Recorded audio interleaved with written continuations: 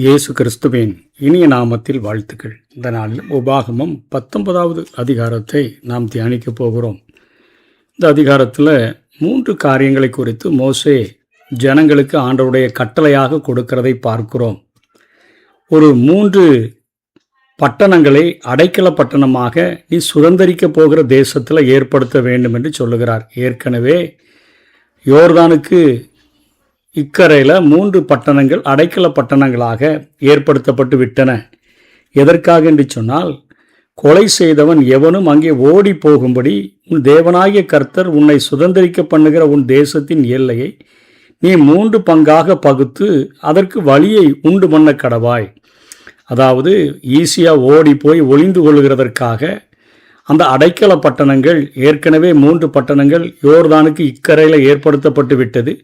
இப்போ யோர்தானுக்கு நீங்கள் தாண்டி போய் இஸ்ரவேல் கானான் தேசத்தை நீங்கள் சுதந்திரிக்கிற பொழுது அங்கே 3 பட்டணங்களை ஏற்படுத்த வேண்டும் என்று சொல்லுகிறார். இது உண்மையிலேயே பிளான் பண்ணி கொலை செய்தவன் தப்பி செல்கிறதற்காக ஆண்டவர் கொடுக்கலை. அதற்கு ஒரு சின்ன எக்ஸாம்பிளும் கொடுக்கப்பட்டிருக்குது.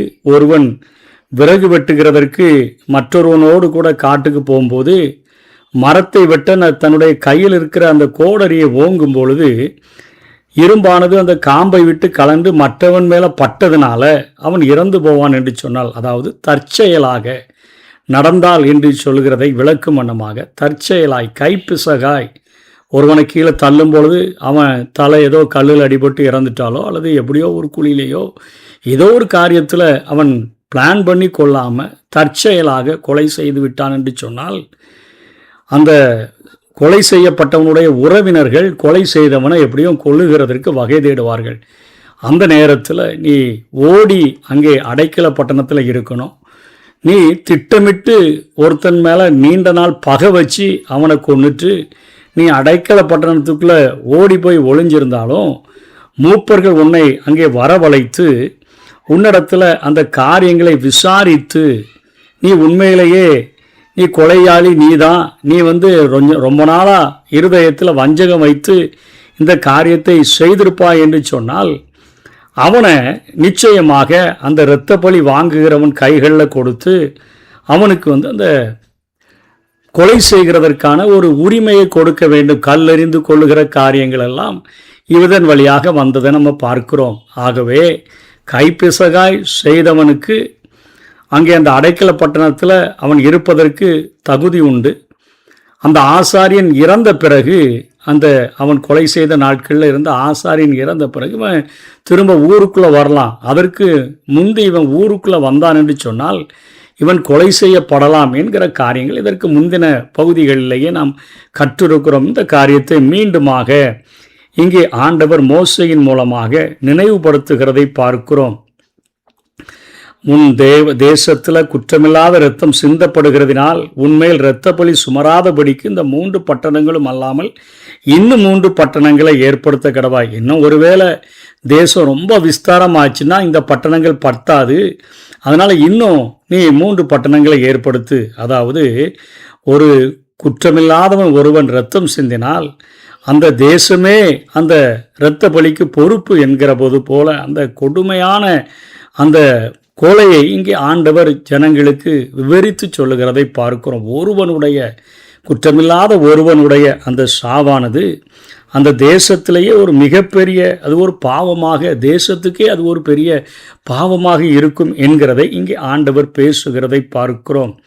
ஒருவன் பிறர் ஒருவனை பகைத்து அவனுக்கு பதிவிருந்து அவனுக்கு விரோதமாக எழும்பி அவன் சாகும்படி அவனை அடித்து இந்த பட்டணங்களில் ஒன்றில் ஓடி போய் இருப்பானால் அந்த பட்டணத்தின் மூப்பர்கள் ஆள் அனுப்பி அங்கே இருந்து அவனை கொண்டு வரும்படி செய்து அவன் சாகும்படி அவனை இரத்த பலி வாங்குகிறவன் கையில் ஒப்பு கொடுக்க கடவர்கள் என்று சொல்லி இங்கே அவனுக்கு நீ இரக்கம் காட்டிராத, குற்றமில்லாத இரத்த பலியை இஸ்ரவேலில் விட்டு விலக்கணும்.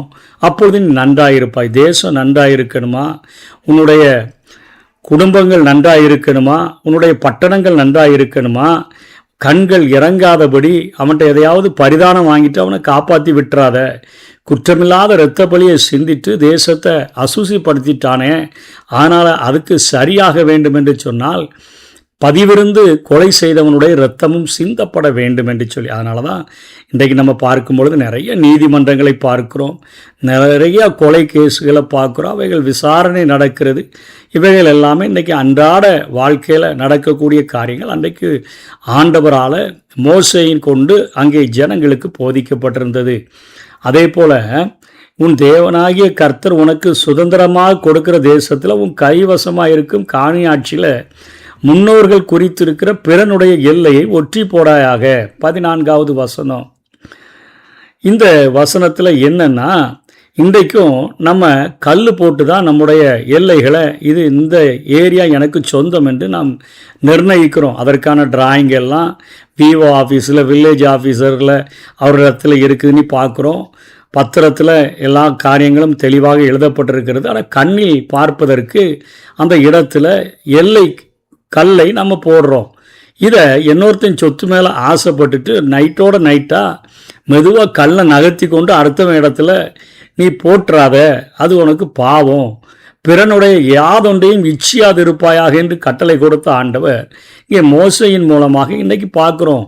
இன்றைக்கி ஒரு ஜான் நிலத்துக்கும் ஒரு அடி நிலத்துக்கும் கொலைகள் நடக்கிறத பார்க்குறோம். நீண்ட நாள் பகைகள் இருக்கிறத பார்க்கிறோம். சகோதரனுக்கு சகோதரன் பகைத்து குடும்பங்கள் பிரிகிறதை பார்க்கிறோம். யாருமே எந்த காரியத்தையும் கொண்டு போகிறதில்லை, எந்த நிலத்தையும் கொண்டு போக போகிறதில்லை, இறந்த பிறகு எந்த பத்திரத்தையும் தூக்கிட்டு போகிறதில்லை. அவர்களுக்கு நீ ஒரு 6 அடி நிலம்தான் கொடுக்கப்பட போகிறது. ஆனாலும் உயிரோடு இருக்கக்கூடிய நாட்களில் தன்னுடைய இரத்த சம்பந்தமானவர்களிடத்திலேயே பிரச்சனை பண்ணுகிறது. எல்லையை, பிறனுடைய எல்லையை மாற்றி போடாத, நைட்டோட நைட்டாக எல்லையை ஒற்றி போடாயாகன்னா தள்ளி போட்டுறாத அப்படின்னு சொல்லி 2வது காரியத்தை இங்கே ஆண்டவர் பேசுகிறார். இன்னைக்காக மண்ணுக்காக அடித்து சாகிற அநேகரை பார்க்கிறோம். அநேக கேஸுகள் இவைகளெல்லாம் இருப்பதற்கு காரணம் என்னையா? இன்றைக்கு இப்படிப்பட்ட அடுத்தவன் சொத்து மேலே ஆசைப்பட்டு கள்ளப்பத்திரம் போடுறது, எப்படியாவது சுதந்திரித்து கொள்வது, வெளியூரில் இருக்கிறான்னா இவன் அனுபவிச்சிடுறது, இல்லைன்னா வேற ஒருவனை காட்டிக்கொண்டு இது ஏன் இடன்னு வித்துடுறது, இவைகள் எல்லாமே இன்றைக்கு ஆண்டவரை அறிந்தவர்களும் துணிகரமாக செய்கிற ஒரு கொடுமையான நாட்களுக்குள்ளாக தான் வாழ்ந்து கொண்டு இருக்கிறோம். இன்றைக்கி பணம், இன்றைக்கி நிலம் அப்படின்னு சொல்லி பொண்ணுலையும் மண்ணுலையும் காசை போடுன்னு சொல்கிறாங்களே, அந்த மண்ணு மேலே ஆசை வைத்து மண்ணாசை இருதயத்தில் ஒட்டி கொண்டு இருக்கிறதுனால இந்த பாவங்களை செய்கிறவர்களாக காணப்படுகிறார்கள். இதனைத் தொடர்ந்து ஒருவன் எந்த அக்கிரமத்தையாவது எந்த பாவத்தையாவது செய்தான் என்று சொல்லப்பட்டால் ஒரே சாட்சியில் நியாயம் தீர்க்கக்கூடாது. 2-3 சாட்சிகளுடைய வாக்கினாலே காரியம் நிலைவரப்பட வேண்டும் என்று சொல்லப்படுகிறது. ஒருவன் மேலே ஒரு குற்றத்தை சுமத்தும்படி ஒரு பொய் சாட்சிக்காரன் அவன் மேலே சாட்சி சொல்ல எழும்பினால் ஒரு ஆள்கிட்ட விசாரிச்சுட்டு இவன் கொலை செய்கிறத நான் பார்த்தேன்னு சொல்லி அவனை பழி வாங்கணும்னு நினச்சி ஒரு பொய் சாட்சிக்காரன் எழும்பி தவறாக பொய் சொல்லிட்டான்னா மூப்பர்கள், ஆசாரியர்கள், நியாயாதிபதிகள் இந்த ஒரு சாட்சியை வச்சுட்டு அவனை குற்றச்சாட்டப்பட்டவனை குற்றவாளி என்று நீங்கள் தீர்த்து அவனுக்கு அந்த தண்டனையை வழங்கிவிடக்கூடாது. 2-3 சாட்சிகளின் மூலமாக இந்த காரியங்கள் நிலைவரப்பட வேண்டும் என்று சொல்லி இங்கே ஆண்டவர் கற்றுக் கொடுக்கிறதை பார்க்கிறோம். இதை இயேசு கிறிஸ்து சொல்லும்போது கூட ஆண்டவர் சொல்லுகிறார், நான் சொல்லுகிற தீர்ப்பு அது உண்மையாக இருக்குது. ஏன்னா நானும் பிதாவும் இருக்கிறோம், நாங்கள் 2 பேருடைய சாட்சி அது விளக்குனாலே போதும், என்னுடைய தீர்ப்பு சத்தியமாக இருக்கும் என்று ஆண்டவராகிய இயேசு கிறிஸ்து மத்தேயு 18:16 அவர் சொல்லுகிறதை பார்க்கிறோம். அதே போல் யோவான் எழுதின சுவிசேஷத்தில் நம்ம வாசித்து பார்க்கிற பொழுது 8வது அதிகாரத்தில் 17ஆம் வசனத்தை நாம் பார்க்கிற போது 2 பேருடைய சாட்சி உண்மை என்று உங்கள் நியாயப்பிரமாணத்திலும் எழுதியிருக்கிறதே அப்படின்னு சொல்லிட்டு இயேசு கிறிஸ்துவை ஏற்றுக்கொள்ள மாட்டேங்கிறாங்க. அதுக்கு சொல்றாரு, நான் என்னை குறித்து சாட்சி கொடுக்கிறவனாக இருக்கிறேன், என்னை அனுப்பின பிதாவும் என்னை குறித்து சாட்சி கொடுக்கிறார். அப்படி இருக்கும்போது நான் தேவனுடைய குமாரன் என்று என்னை குறித்து சாட்சி கொடுக்கிறேன், என் பிதாவும் சாட்சி கொடுக்கிறார், ஆனால் நீங்கள் அதை ஏற்றுக்கொள்ள மாட்டேங்கிறீங்க அப்படின்னு சொல்லுகிறதை பார்க்கிறோம்.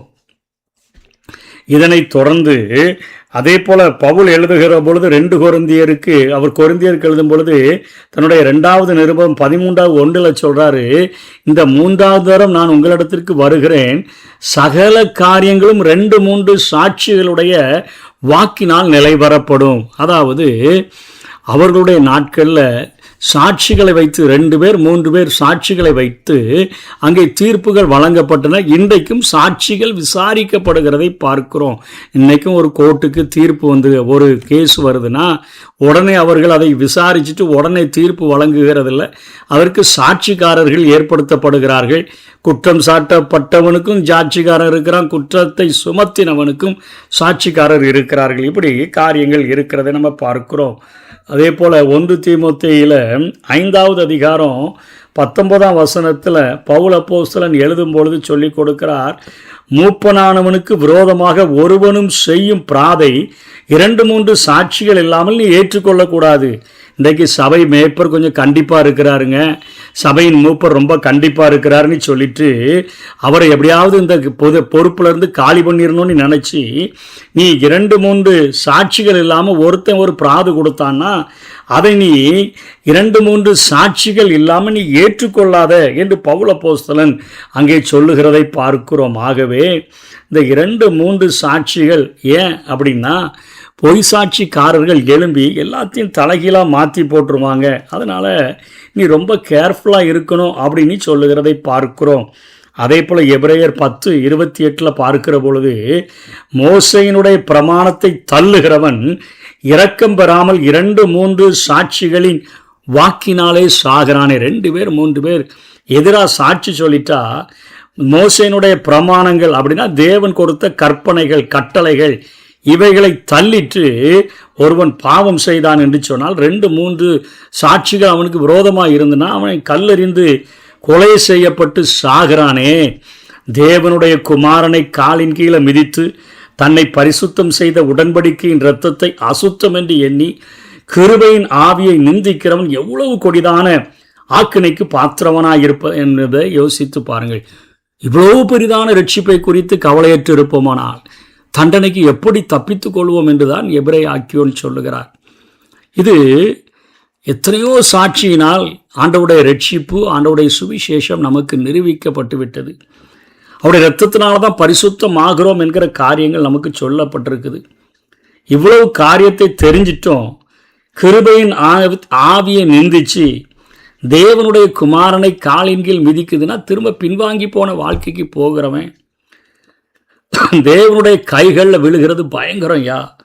அவன் எவ்வளோ பெரிதான ஆக்கினைக்கு பாத்திரவனாக இருப்பான் அப்படிங்கிற காரியங்களுக்கும் இந்த மோசையினுடைய பிரமாணத்தை தள்ளுகிறவனுக்கே சாவு உண்டே என்று இங்கே ஆண்டவர் எச்சரிக்கிறதை பார்க்கிறோம். பொய் சாட்சிக்கு மோசையினுடைய அந்த பிரமாணத்தை தள்ளுகிறவன் என்றால் பொய் சாட்சி சொல்லுகிறவன். இன்னைக்கு பொய் சாட்சி பெரிய தண்டனை வழங்கப்படுகிறதை இங்கே நம்ம பார்க்கிறோம். பொய் தேவன் வெறுக்கின்ற ஒரு பாவம். ஏன் பொய்யை தேவன் வெறுக்கிறார்? பொய்க்கு பிதாவே சாத்தான். யோவான் 8:44 இயேசுவை கற்றுக் கொடுக்கிறார். பொய்க்கு பிதா தகப்பன் இருக்கிறார்னா அது சாத்தான் தான் தகப்பன். இந்த நம்மிடையே மிகவும் எளிமையாக நடமாடுகின்ற ஒரு பாவம் பொய்.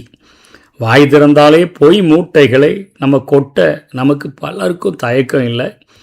எதை காட்டுகிறதுனா எதிரியினுடைய சாக்கு மூட்டையை நம்ம முதுகிலேயே சுமந்துட்டு அலைகிறோம். எப்பவுமே ஸ்டாக் வச்சுருக்கோம், உடனே நினச்ச உடனே பொய்களை சொல்லுகிறோம். மெய் பேசுங்கள், உண்மையை பேசுங்க அப்படிங்கிறது நமக்கு கொடுக்கப்பட்ட கட்டளை. பொய் பேசாமல் வாழவே முடியாதுன்னு சொல்லி இன்றைக்கி மக்கள் நினைக்கிறார்கள். இதற்கு காந்தியை போன்றவர்கள் நமக்கு ஒரு நல்ல சாட்சிகள். ஒரு காந்தியால் வாய்மைக்கு சாட்சியாக வாய்மையே வெல்லும் என்று சொன்னவர் வாய்மைக்கு சாட்சியாக வாழ முடியுமானால் ஒரு விசுவாசிக்கு இது எவ்வளோ பெரிய சாத்தியம். ஆவியானவரை கூட வைத்திருக்கிறோம். வழி இதுவே இதில் நடவுங்கள் என்று சொல்லுகிறவரை வைத்திருக்கிறோம். ஆனால் நாம் முயல்கிறதில்லை. வாய் நிறைய துதி ஸ்தோத்திரங்களை சொல்லும் வாய்கள் பொய் பேச திறக்கிற போது கூசாதது ஏன் என்பது தான் இன்றைக்கி நாம் வேதத்தை படிக்கும்போது நமக்கு அது குத்துகிற ஒரு காரியமாக இருக்கிறது. இன்றைக்கி நீதிமன்றங்களெல்லாம் பார்க்குற போது பொய்களின் அணிவகுப்பால் அது மலிந்து போயிருக்கிறதை பார்க்கிறோம். நிறைய நேரங்களில் பொய்யே அபூர்வமாக உண்மையாகவும் மாறிவிடுகிறது. அது சில நேரங்களில் மட்டும்தான். அதனை காட்டி பொய்யினுடைய கூலியில் நான் பதுங்கி வாழ்ந்துருவேன், தந்திரமாக வாழ்ந்துருவேன் அப்படின்லாம் நம்ம நினைக்கக்கூடாது. நாம் கர்த்தருக்கு முன்பு சாக்கு போக்கு சொல்லவே முடியாது.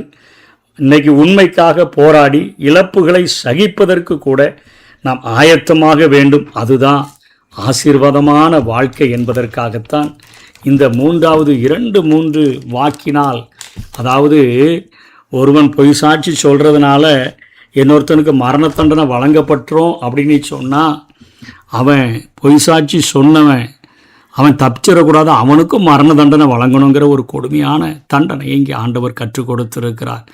ஆகவே வேதத்தை கற்றுக்கொண்டு அடுத்தவனுடைய சொத்து மேலே ஆசைப்பட்டு நைட்டோட நைட்டாக கல்லை பிடுங்கி கொஞ்சம் தள்ளி போட்டு எல்லை குறிய ஒற்றி போடுறது, தள்ளி போடுறது, இந்த வேலையெல்லாம் செய்யாதபடி இச்சியாமல் இருக்கிறதற்கு நாம் இருக்க வேண்டும். பொய் சொல்லாத ஒரு வாழ்க்கை வாழ்கிறதற்கு ஆண்டவருடைய சமூகத்தில் ஒவ்வொரு நாளும் கற்று ஆண்டவர்கிட்ட கதறி அந்த வாஞ்சையினால் ஆண்டவரிடத்தில் அந்த கிருபையை பெற்றுக்கொள்ள வேண்டும். அதே போல் முதல் காரியத்தில் கைப்பிசகாக செய்கிற காரியங்களுக்கு நிச்சயமாக தெரியாமல் நடந்துட்டுங்க அப்படின்னு சொன்னால் அவர்கள் மன்னிக்கப்பட வேண்டும், அடைக்கல பட்டணங்கள். ஆனால் இன்றைக்கு அடைக்கல பட்டணமாக வந்த இயேசு கிறிஸ்து எல்லாருடைய பாவங்களையும், நம்முடைய பாவம் செவேரென்று இருந்தாலும் அதை கழுவி பஞ்சை போல வெண்மையாக மாற்றி அடைக்கல பட்டணமாகி அவருக்குள்ளே வைத்து நம்மை பாதுகாத்து, அந்த ஆசாரியனுடைய மரணம் அது நடந்துச்சுன்னா அந்த பாதுகாப்பின் பட்டணத்திலிருந்து தான் சொந்த இடங்களில் போய் வாழலாமே. தன்னுடைய மரணத்தையும் இந்த பூமியில் நிகழ்த்தி விடுதலையோடு கூட வாழ்கிறதற்கு நமக்கு வாய்ப்பை ஏற்படுத்தி தந்திருக்கிற ஆண்டவரை நாம் இறுக பிடித்து கொண்டு கற்பிக்கப்பட்ட கட்டளைகளுக்கும் கற்பனைகளுக்கும் கீழ்ப்படிந்து தேவனுடைய சித்தத்தின் மையப்பகுதியிலே வாழுவோம். கர்த்தர் தாமே நம்மை ஆசீர்வதிப்பாராக. ஆமென்.